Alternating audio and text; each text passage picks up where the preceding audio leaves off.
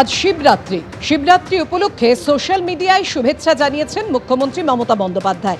X হ্যান্ডেলে post করেছেন তিনি, আজ মহাশিবরাত্রির পবিত্র তিথিতে বাংলার সকল মানুষকে আমার আন্তরিক শুভেচ্ছা ও শুভনন্দন জানাচ্ছি। ইতিহাস, ঐতিহ্য ও বিভিন্ন ধর্মের সহাবস্থানে সমৃদ্ধ আমাদের বাংলা।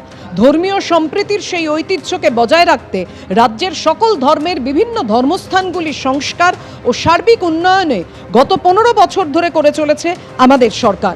ভগবান শিবের প্রতি শ্রদ্ধা জানিয়ে আমরা রাজ্যের গুরুত্বপূর্ণ শিব মন্দিরগুলির সংস্কার করেছি।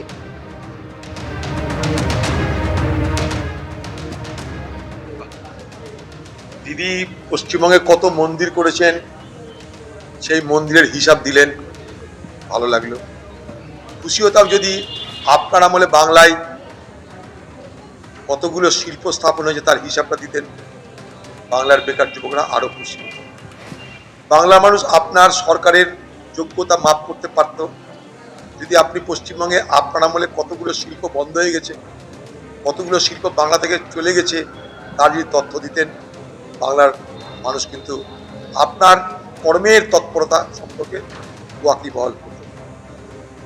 পশ্চিমবঙ্গের মানুষকে দিদি এখন অনেক কিছুই করবে।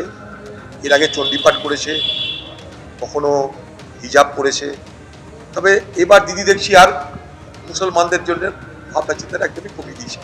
দুধেল গাইদের জন্য দিদির আর ভাবনা চিন্তা নাই। মমতা বন্দ্যোপাধ্যায় যত ভোট আসবে তত এরকম নিজেকে হিন্দু প্রমাণ করার, হিন্দু সাজার অনেক চেষ্টা করবেন। কিন্তু উনি শিলিগুড়িতে মহাকাল মন্দির স্থাপন করতে গিয়ে ওনার কাল হয়ে গেছে। অতএব বাবা মহাকাল ওনাকে কালই দেবে, রাজনৈতিক কালের প্রাপ্তির সময় ওনার হয়ে গেছে। যতই চেষ্টা করুন মলম আর লাগানো যাবে না, মলম লাগানোর জায়গা নেই, ক্ষত এত বড় হয়ে গেছে না, ও আর ক্যান্সার হয়ে গেছে ওই ক্ষত। এবার বাংলার মানুষ বুঝে গেছে যে এই ছদ্মবেশী হিন্দুদের উপর যদি ভরসা করি আগামী দিনে একটা শিব মন্দিরও থাকবে না। নিউটাউনে ভয়াবহ দুর্ঘটনা, নিয়ন্ত্রণ হারিয়ে ডিভাইডারে ধাক্কা মেরে উল্টে গেল গাড়ি। সেক্টর 5 থেকে বিশ্ব বাংলায় আসার সময় দুর্ঘটনা, আহত হয়েছেন বেশ কয়েকজন।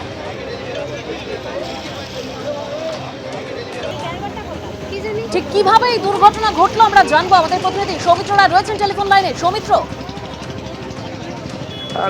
যেটা জানতে পারা যাচ্ছে যে প্রত্যক্ষদর্শীরা যেটা জানাচ্ছেন যে সেক্টর 5-এর দিক থেকে বিশ্ববাংলা গেটের দিকে গাড়িটি আসছিল। গাড়িটি স্পিড প্রচন্ড বেশি ছিল, বেপরোয়া গতিতে গাড়িটি আসছিল। শুধুমাত্র বেপরোয়া গতি নয়, গাড়ি রং সাইড দিয়ে আসছিল এবং রং সাইড দিয়ে আসার কারণে উল্টো দিক থেকে গাড়ি চলে আসে। ঠিক সেই মুহূর্তে নিয়ন্ত্রণ হারিয়ে ডিভাইডারে ধাক্কা মারে। ডিভাইডারে ধাক্কা মারার পর গাড়িটি উল্টে যায়। গাড়ির মধ্যে বেশ কয়েকজন যুবক ছিল, সেই যুবকরা ইতিমধ্যেই অনেকেই আহত হয়েছেন, তাদেরকে বেসরকারি হাসপাতালে ভর্তি করা হয়েছে।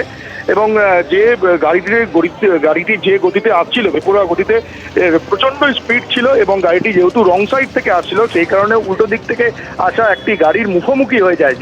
যে মুহূর্তে উল্টো দিক থেকে আসা গাড়ির মুখোমুখি হয়ে যায় তৎক্ষণাৎ গাড়িটি নিয়ন্ত্রণ হারিয়ে ডিভাইডারে ধাক্কা মারে এবং ধাক্কা মারার পর গাড়িটি উল্টে যায়। গাড়িটির মধ্যে যারা ছিলেন কয়েকজন যুবক ছিলেন, তারা এই মুহূর্তে বেসরকারি হাসপাতালে তারা চিকিৎসাধীন অবস্থায় রয়েছে। পলাকা সিগন্যালে এই দুর্ঘটনাটি ঘটে এবং ভয়াবহ দুর্ঘটনা ঘটেছে।